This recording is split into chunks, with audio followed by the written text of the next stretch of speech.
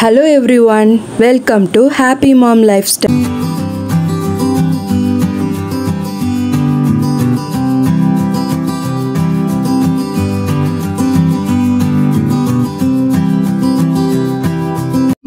Today நம்ம ரொம்பவே டேஸ்டான ஒரு ஈவினிங் ஸ்நாக் ரெசிபி தான் பார்க்க போறோம்.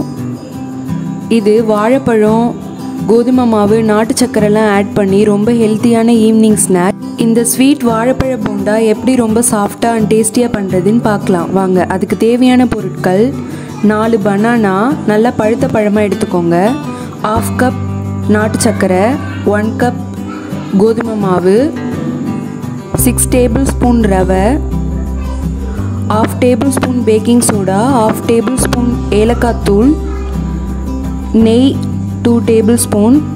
வாழைப்பழத்தை இந்த மாதிரி ஸ்லைஸாக கட் பண்ணி அது நல்லா ஃபைன் பேஸ்ட்டாக அரைச்சிக்கோங்க மிக்சியில் போட்டு. இப்போ இந்த மாதிரி ஒரு பவுல் எடுத்துக்கோங்க. அந்த பவுலில் அரைச்சி வச்சுருக்க நம்ம பனானா பேஸ்ட்டை ஆட் பண்ணிக்கலாம். 4 பனானா பேஸ்ட், 1/2 கப் நாட்டு சக்கரை,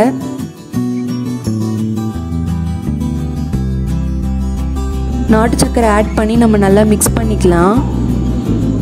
நாட்டு சக்கரை அந்த பனானால மிக்ஸ் பண்ணும்போது நல்லா கரையும்.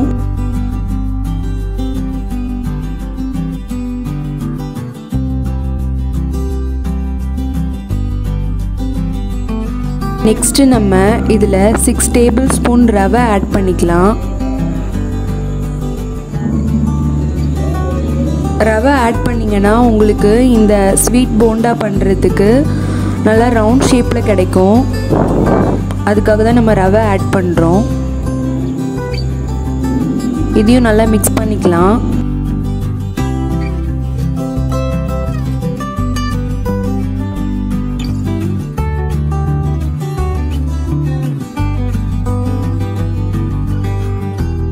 நெக்ஸ்ட்டு நம்ம இதில் 1 கப் கோதுமை மாவு ஆட் பண்ணிக்கலாம்.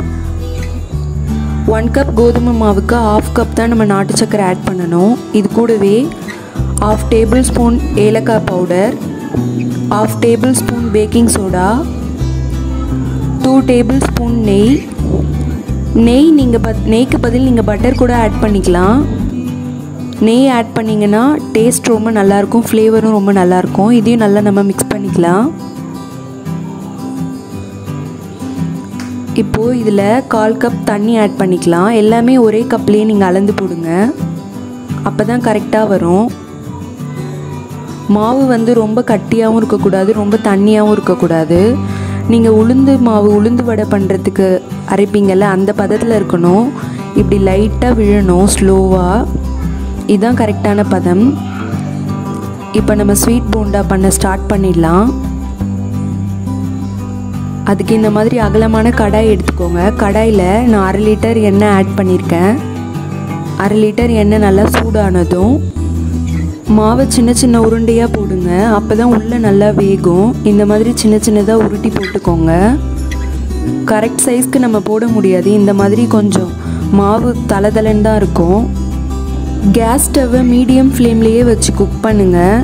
ஹை ஃப்ளேமில் வச்சு குக் பண்ணிங்கன்னா சீக்கிரமாக கருகிடும், பட் உள்ளெல்லாம் வேகாமல் இருக்கும். ஸோ நீங்கள் மீடியம் ஃப்ளேம்லேயே வச்சு நல்லா குக் பண்ணுங்கள்.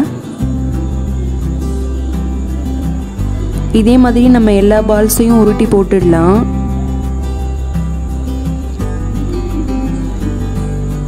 இந்த ஸ்வீட் போண்டா ரொம்ப ஹெல்த்தி. இது கிட்ஸுக்கு நீங்கள் செஞ்சு கொடுத்தா கூட ரொம்ப நல்லது.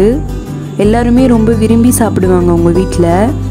இப்போ 1 சைடு நல்லா வெந்திருக்கு, நம்ம திருப்பி விட்டுடலாம். இந்த ஸ்வீட் போண்டா நீங்கள் ரொம்ப ஈஸியாக பண்ணிடலாம், ரொம்ப ஹெல்த்தியும் கூட இந்த ஸ்வீட் போண்டா. 1 டைம் ட்ரை பண்ணி பாருங்கள், ரொம்ப டேஸ்ட்டாக இருக்கும். இந்த ஸ்வீட் போண்டா நீங்கள் மைதா மாவில் கூட பண்ணலாம், பட் கோதுமை மாவில் பண்ணிங்கன்னா ரொம்ப ஹெல்த்தி.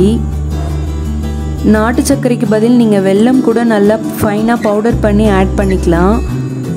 வெல்லம் இல்லைன்னா நீங்கள் நார்மல் ஒயிட் சுகரை கூட மிக்சியில் 1 டைம் நல்லா அரைச்சிட்டு அது கூட ஆட் பண்ணிக்கலாம். பட் நீங்கள் ஒயிட் சுகர் ஆட் பண்ணிங்கன்னா ஒரு 1/4 டீஸ்பூன் சால்ட் ஆட் பண்ணிக்கோங்க. அப்போ ரொம்ப டேஸ்ட்டாக இருக்கும் இந்த போண்டா. இப்போ போண்டா நல்லா வெந்திருக்கு, நம்ம எடுத்துடலாம்.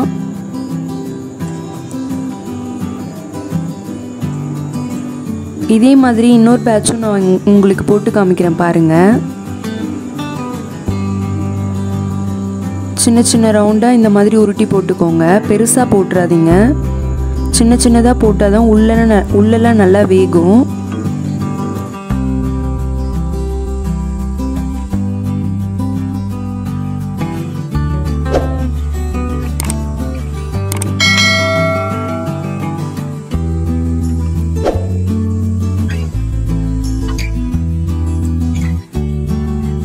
இப்போ ஒன் சைடு நல்லா வெந்திருக்கு, இதை நம்ம திருப்பி விட்டுடலாம். பாருங்கள், இந்த அளவு தான் கோல்டன் ப்ரௌன் ஆகணும், ரொம்ப கருக வச்சிடாதீங்க. நம்ம நாட்டு சக்கரை ஆட் பண்ணியிருக்கிறதால தான் இந்த கலர் ரொம்ப டார்க்காக இருக்குது. நீங்கள் ஒயிட் சுகர் ஆட் பண்ணிங்கன்னா இதை விட கொஞ்சம் கலர் உங்களுக்கு கம்மியாக தான் வரும். ஸ்வீட் போண்டா எல்லா சைடும் நல்லா வெந்திருக்கு, நம்ம இப்போ இதை எடுத்துடலாம். இந்த ஸ்வீட் போண்டா ரொம்ப டேஸ்டியாக இருக்கும்.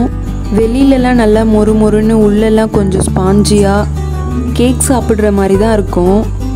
ரொம்ப நல்லாயிருக்கும் இந்த போண்டா. நீங்கள் கண்டிப்பாக ட்ரை பண்ணி பாருங்கள். உங்கள் கிட்ஸுக்கெலாம் கண்டிப்பாக செஞ்சு கொடுங்க, எல்லோரும் ரொம்ப விரும்பி சாப்பிடுவாங்க. இந்த வீடியோ உங்களோட ஃப்ரெண்ட்ஸுக்கெலாம் ஷேர் பண்ணுங்கள். இந்த வீடியோ உங்களுக்கு பிடிச்சிருந்தா லைக் பண்ணுங்கள், ஷேர் பண்ணுங்கள், கமெண்ட்ஸ் பண்ணுங்கள். மறக்காமல் சப்ஸ்கிரைப் பண்ணுங்கள். தேங்க்ஸ் ஃபார் வாட்சிங்.